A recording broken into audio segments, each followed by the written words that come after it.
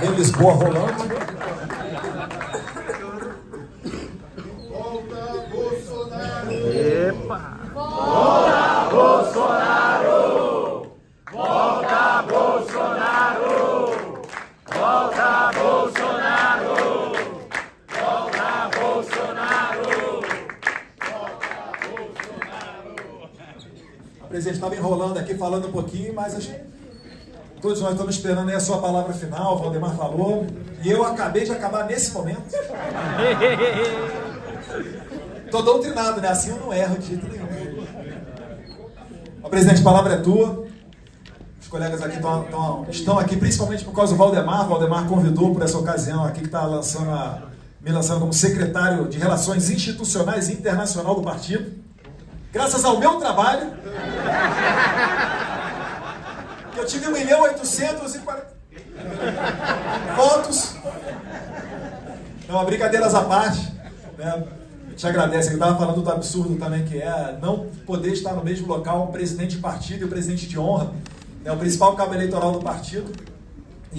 Mas a gente fica muito feliz de ainda contar com a presença do senhor. Tem mais uns 15 anos aí para gastar, não tem? Carreira aí de bota sola de sapatos? Tem. Só mais 10? Tá tranquilo. Livre de vocês vai ser.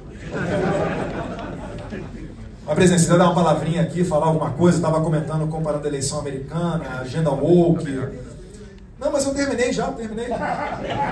É que ele gosta de pegar inspiração. É capoeira de deputado, ele gosta de pegar inspiração, enquanto o outro está falando, ele fica anotando.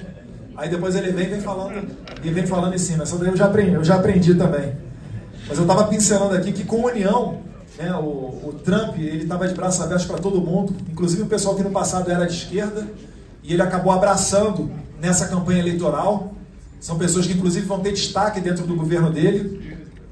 Eu estava falando do Bob Kennedy, acho que é o mais conhecido, o principal, mas tem vários outros ali. O senador Marco Rubio é positivo, é descendente de cubano. O Marco Rubio, ele é da Flórida. O Rick Scott, que talvez seja o líder da maioria, que é o que dizem, né, lá nos Estados Unidos, é o 02 de Washington DC, talvez seja da Flórida.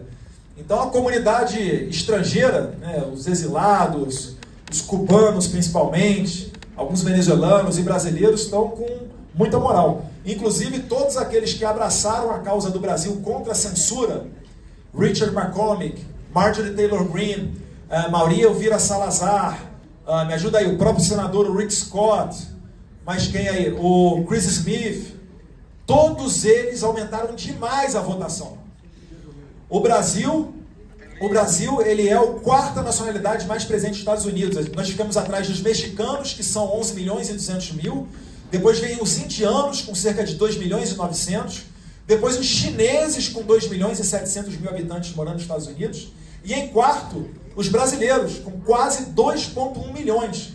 Mas a expectativa é que esse número seja maior, se você considerar ilegais, e os filhos de brasileiros que, quando nascem lá em solo americano, são americanos e não entram nesse cômputo.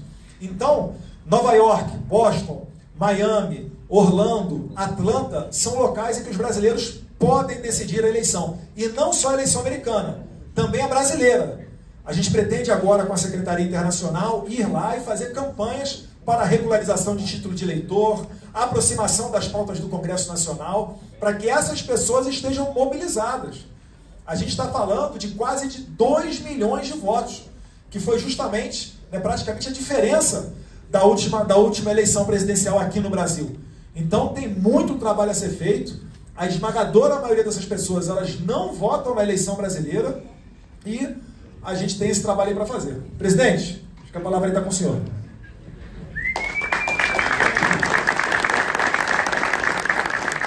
Boa tarde. Cumprimentos a todos.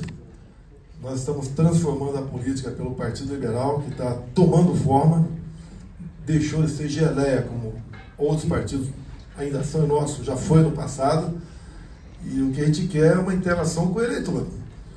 Nós somos, durante a campanha, uma pessoa e depois também a mesma pessoa. Então isso está dando credibilidade para nós. Não teve algo para ferir, mas com toda certeza, proporcionalmente, o nosso partido tem o maior número de votos femininos, dado ao trabalho do PL Mulher por todo o Brasil. Bem, O Eduardo teve alguns dias nos Estados Unidos, eu pedi para ele ficar mais 3 dias lá, tratou de outros assuntos. Por quê?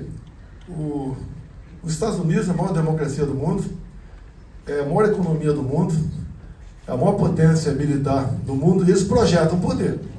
Tem uma passagem minha, eu tive 2 anos com o Trump, um excelente relacionamento, muita coisa pré-acertada. Infelizmente, houve uma catástrofe em 2020 e ele perdeu a eleição lá, que não é o caso de entrar em detalhes aqui, todo mundo tem noção do que deve ter acontecido. E ele passou 4 anos perseguido, ameaça de prisão, e venceu isso. Lógico, a diferença minha para dele é que ele é um bilionário. Eu não sou nada economicamente falando, só essa diferença, mais nada. Ele tem um carinho especial por mim. Você conhece os amigos nos momentos difíceis, tá aí no mundo afora, alguns chefes de Estado, tá, que mantiveram um relacionamento comigo. Como da Hungria, dispensar falar, tendo visto eu ter curtido umas férias com esse pessoal há pouco tempo, e o pessoal queria saber o que estava fazendo lá. Fui lá fazer uma pizza com ele, tá certo? E tudo bem. Então o que acontece? A projeção, a marca do americano que o Trump vem dizendo é a liberdade de expressão. Eu duvido que o Trump, assumindo, o X venha ser bloqueado aqui no Brasil, por qualquer motivo. Agora, uma coisa importante, eu sei o meu lugar. Eu, enquanto chefe de Estado, até fiz uma declaração economicamente falando. Nós estamos nos Estados Unidos como o Paraguai está para nós. Então não é eu sou o presidente igual a ele. Ou você tem humildade e cultiva amizades e busca dias melhores para o seu país, ou você vai viver na pomposidade, achando que nunca vai acabar o mandato de presidente ou de deputado também, ou senador. Bem, o Eduardo tem um bom relacionamento com a família Trump há algum tempo. Quando lá atrás eu cogitei ele ser embaixador, foi um escárnio da imprensa, fritador de hambúrguer, não sei o quê. Mas é inacreditável. Por exemplo, quem me acompanhou na presidência viu o meu relacionamento com o embaixador de Israel, o coronel Shelley. Ele tinha carta branca e entrar falar comigo sem falar com ninguém. Eu dei essa ordem. E ponto final. Assim como alguns outros embaixadores. Porque sempre quem está na portaria ali quer dar uma de galo, né? Não, já pediu audiência, já falou, quem é você? Então a gente fizemos esse bom relacionamento e fica marcado para sempre. Espero ser convidado por ele. Espero, não sei se vou ser convidado ou não, né? Se for, vou peticionar ao TSE para ver se eu posso ir lá acompanhar da esposa, né? Na posse dele. Se não convidar, paciência, tem seus motivos lá. Acredito que seja convidado. Bem, quem vai decidir se eu vou ou não é a Sua Excelência Alexandre de Moraes. Okay? 2 anos, não teve golpe ainda. 2 anos para pôr um golpe. Não tem nenhuma fotografia de um soldado na rua, tá? de um general aí levantando a espada, nada. Mas o que eles querem? É nos aniquilar. Querem destruir o PL. Quando nós peticionamos o PL 22, baseado em resoluções, em normas e leis, em poucas horas, um indeferimento, um despacho muito grande e uma multa de 22 milhões. Se nós recorrêssemos do indeferimento da petição, a multa passaria para 200 milhões, quem sabe a cassação do registro do PL. Isso é a democracia que a gente vive aqui. Entendam, ou a gente vai cada vez mais afundar nesse poço da arbitrariedade e da perda dos nossos direitos aqui no Brasil. Acredito que dê para mudar. Se não acreditar disso, não estaria aqui, ou estaria do outro lado, que é muito mais cômodo, não ia ter quase problema nenhum, não ia estar esperando tocar campanha em casa para ser detido pela nossa gloriosa Polícia Federal daquele ministro. Bem, problemas nossos aqui. Quem é mais velho deve se lembrar em 2002, uma campanha massiva, a internet era muito fraca ainda, você usava a internet pegando o cabo telefônico e ligando o teu laptop, levava alguns minutos para a internet entrar no ar, mas o PT usou aquele momento praticamente atacando PFL, MDB, PP, entre outros partidos, que nós queríamos acabar com todos os direitos trabalhistas. Era um projeto do então senador do Dornelles, que flexibilizava a CLT. A CLT está toda ela, os direitos estão todos lá no artigo 7 da Constituição, não tem como você alterar aquilo lá. O que era flexibilizar? Uma mulher estava em licença gestante, ela podia interromper e pegar o resto depois de algum tempo. O patrão podia negociar com o empregado, se ele quisesse, adiantar a parte, 13º para ele. E assim por diante. O PT usou isso como se nós tivéssemos querido acabar com o 13º, fundo de garantia, hora extra, licença gestante, e pegou. Porque o pessoal pegava na internet o nome dos parlamentares, entre eles eu, que havia votado para Flix na CLT, que era uma boa proposta, dizendo que eu queria acabar com os direitos trabalhistas. Até em banheiro público no Rio de Janeiro tinha minha fotografia como o inimigo do trabalhador. Muitos foram abatidos, o PT foi a maior liderança, fez a maior bancada por ocasião das eleições de 2002, e assim sendo, elegeram João Paulo presidente da Câmara. Bem, um tempo depois, o PFL e o MDB, a metade da bancada nossa, tá? Bem, teve um problema depois, João Paulo renunciou, e tivemos eleições. Luiz Eduardo Grignal de um lado, Severino Cavalcante de outro. Luiz Eduardo Grignal, aquele cara da Comissão da Verdade, dos direitos, do desarmamento, quem achava que foi torturado buscava ele por qualquer motivo, ganhava uma pensão sem pagar imposto de renda, e o prêmio ia para o escritório dele. Era esse cara aqui. E um cara, de certa forma, inteligente, advogado do PT. Ele que abafou o caso Celso Daniel. Outro lado, Severino Cavalcante, faleceu há pouco tempo. Era o pai do nepotismo e do clientelismo. E eu vim candidato a presidente para exatamente poder derrotar Luiz Eduardo Grignal. No YouTube está o melhor discurso do Bolsonaro, onde eu dissequei a questão dos direitos trabalhistas, que lá atrás teve o dedo do Luiz Eduardo Grignal. Tanto fomos vitoriosos que no segundo turno, Luiz Eduardo Grignal teve menos votos que no primeiro, Severino acabou sendo presidente da Câmara. Por pior que fosse Severino, era infinitamente melhor que Luiz Eduardo Grignal, o advogado master do PT. Problemas no momento. Estão agindo da mesma maneira que foi na PEC meia dúzia por um. Não adianta você discursar para quem está na ponta da linha, que a maioria não vai entender. Ele acha que ele pode trabalhar 4 dias por semana e tudo bem, o patrão não vai diminuir salário, não vai ter problema nenhum, não vai encarecer o produto, entre outras coisas. Bem, quem está contra isso? Eu te falei com alguns deputados, discursando. Você tem razão, mas você está dando um tiro no pé. Você combate uma picada de cobra com peçonha. Então a PEC está aí, parece que conseguiu assinaturas. Quem quiser botar o peito para fora e fazer a coisa certa, vai se dar mal. E nós que pretendemos fazer uma grande bancada em 26, vamos levar uma pancada. E o PT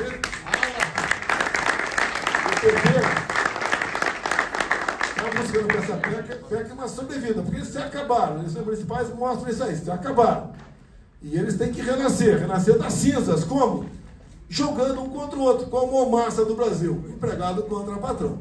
Então, o que eu acho que ele deve fazer? Muita cautela, não adianta fazer notinha na imprensa, editorial, carta leitor de jornal, discurso na internet, discurso da Câmara. Cada discurso, vocês estão na linha movediça. O que eu acho que pode ser feito? Olha, peçonha com peçonha. Começa a falar, já que ele quer resolver o PT na canetada, por que não resolver a questão do salário mínimo também? Por que não botar na PEC 10 mil o salário mínimo? O que é mais importante, vocês têm que provocar o chefe do executivo, que é o chefe da esquerda. Ele tem que se pronunciar sobre essa PEC. A PEC tem que ser de autoria dele para resolver esse problema. O que eles pregam é o seguinte: você vai trabalhar menos e ganhar a mesma coisa. E como vai faltar vaga, né? Porque o cara vai trabalhar 4 dias na padaria, alguém tem que suprir os outros dias. Tem que empregar mais gente. Ele tem que ser o pai dessa criança. E resolver a questão de uma vez por todas do salário mínimo. Jogar o abacaxi para ele resolver. E nós sabemos que não é na canetada, não é na votação de uma proposta que a gente vai resolver o problema. Que é mais antigo aqui. Deve ter pego a história da PEC 300. É a mesma coisa a PEC 300. Tá? Que foi uma confusão que quem se mostrava contra apanhava até não querer mais. Havia caravanas de policiais de todo o Brasil para cá. Ou seja, o que é a PEC 300 mais ou menos? O melhor salário naquele tempo era da PM de Brasília, estava aqui. Então os estados que ganhavam aqui, todos iam chegar até o topo, para essa diferença quem ia pagar era a União. Naquela época, estimava-se 50 bilhões por ano a diferença. Hoje seriam 100 bilhões por ano. E toda vez que aumentasse a PM de Brasília, a PM do Rio não ia aumentar, porque essa diferença era coberta pela União. Então essa era a PEC 300, muito bonito no papel, né, como é de casamento de fadas, que ninguém vai ter problema nenhum, vai ver em paz e harmonia e amor a vida toda. Voltamos a essa situação. Com toda certeza alguém deve ter ideia melhor do que a minha. Raciocine, converse, não vão para a provocação, porque gente, está muito bem hoje em dia por aí, vai acabar sendo vaiado aí até em aeroporto, porque não aderiu à PEC 300, porque está contra, e porque está contra o trabalhador, entre outras coisas. Dá para resolver com inteligência, audácia e jogando a regra do jogo do PT.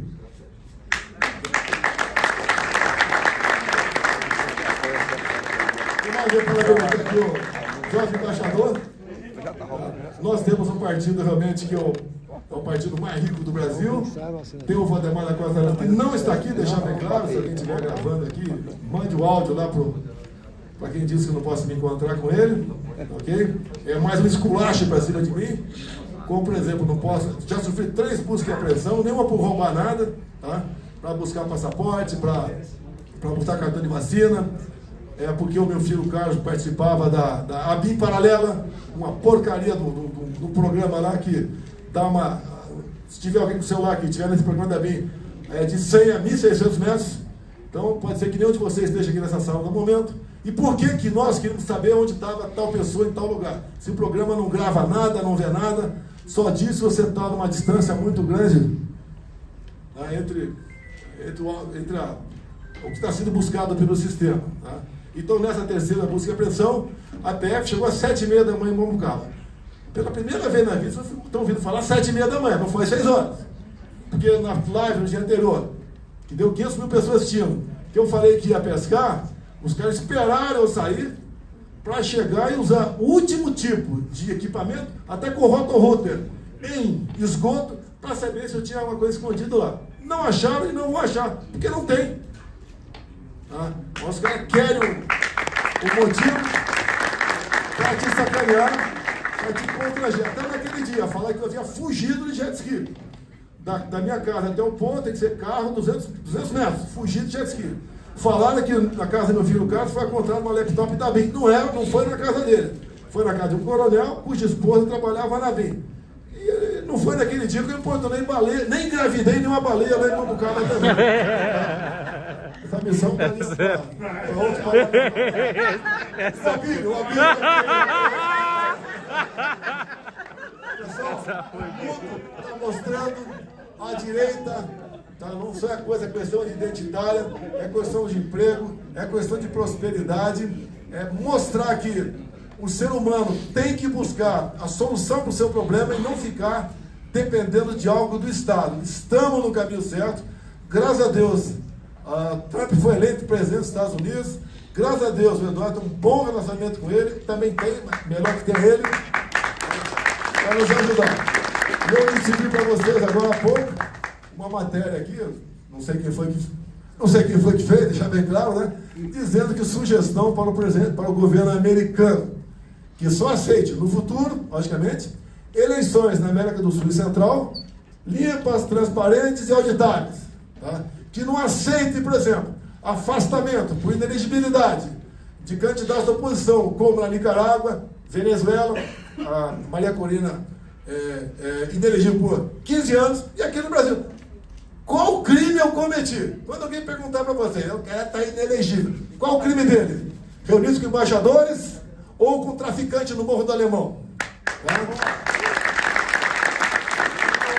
A outra elegibilidade. Essa aqui foi abuso de poder político. Não ganhou voto. Abuso de poder político, você ganha voto. Embaixador não ganha nenhum voto. E não mostram, e a imprensa não quer, recomendo vocês lerem o Metrópolis, que gravei ontem, hoje lá, sobre o inquérito 1361 de 2018. Ali está o clareia-se tudo aqui. A imprensa não quer ter acesso, o inquérito está aberto até hoje. Por quê? Acusação de fraude em 2018. Por que apurou-se fraude em 2018? Porque eu ganhei? Ninguém falou em fraude agora. Falou em certas questões técnicas. Não tem apuração. Tem até multa para quem peticiona o tribunal. O que está acontecendo? Nós temos como solucionar esses problemas. É a nossa união. Que não apareçam mais, pelo amor de Deus, intergalácticos. Tá? Porque está cansado disso. Agora que é a nova direita. A nova direita. É o limpinho. Pô, eu me queimei, por exemplo, por algumas pessoas, né, lá em São Paulo, quando eu decidi pelo senador Marcos Pontes. O Marcos Feliciano não gostou, ficou chateado comigo, é o direito dele. Tá, continuamos amigos, mas senti que ele ficou chateado. Também a Carla Zambelli estava bem naquela época, ficou de fora, não gostou também. E por fora, tinha a intenção de se procurar a Gina Pascoal, ficou de fora. Botamos o Marcos Pontes. Bem, me desgastei, me queimei com as pessoas, tá, atrasou um pouquinho, tudo bem. Mas detalhe, nós agora, no Corretiano, resolvemos, o ano que vem, né, apoiar o Davi Alcolumbre. Não queremos mais senadores zumbis no Senado. Não adianta lançar de novo o Rogério Marinho e perder e ficar sem nada. Nós brigamos pela CCJ, muito difícil, mas estamos brigando ao apoiar o Davi Alcolumbre a primeira secretaria. E nós poderemos então, deixarmos de sermos zumbis dentro do Senado Federal. O próprio apoio no passado do nosso Lira permitiu a Carol de Tone estar lá na CCJ, por exemplo, o Nicolas está lá na educação, e o Brasil todo. Fizemos o possível, só lançamos candidatos em 1/3 de municípios pelo Brasil. Tinha município que não tinha nome, então não lança. Tinha município que tinha um nome até razoável, mas outro cara de outro partido estava com 80% de aprovação. Não vamos brigar com esses caras, vamos trabalhar junto, não lançar candidato. Não se lançar, não vamos nos empenhar para eleger ninguém lá. Ou seja, conseguimos em todo o Brasil que a direita, mas desse um banho na esquerda. E município onde não tinha ninguém do PL, o pessoal que gosta de nós, nos acompanha, não votou no PT, votou no PSD, votou no PP, no PR, entre outros partidos que vão ser aliados nossos. E eu peço, não sei se já falei aqui, o Intergaláctico, que é o limpinho, que fala, quando se fala de centro, ele fica com nojinho. Imagine esse presidente da Câmara. E você vai ter que ter apoio do parlamento. Lá são pelo menos 300 no tal centrão. Vocês vai apoiar. Você vai ignorar o centrão. Vai pegar os 200 para o outro lado. Ali, PT, PCdoB, PSOL vai apoiar. Como é que você fica? Me dê a solução que a gente muda de direção. Esse jogo ó, São Paulo, não se discute mais. A decisão veio de cima, é o Nunes, me deram a vice, Coronel Belo Araújo, jogamos o ar em São Paulo. Aconteceu em Curitiba, aconteceu em Porto Alegre, entre outros municípios, que nós ficamos com a vice. Nós fomos os mais votados nos municípios com mais de 200 mil eleitores. O PL está gigante. Ninguém esperava isso. As emendas são impositivas. A canetada do Supremo não foi por transparência, foi para obrigar o parlamentar a fazer como fazia-se no passado, que o parlamentar que quisesse liberar a emenda tinha que votar o que o executivo quisesse ou não liberava emendas. É isso aí. Sim, É fazer valer a força do parlamento, que é, no meu entender, o poder mais democrático que tem para a gente sair desse lamaçal, dessa linha movediça que o Brasil se encontra no momento.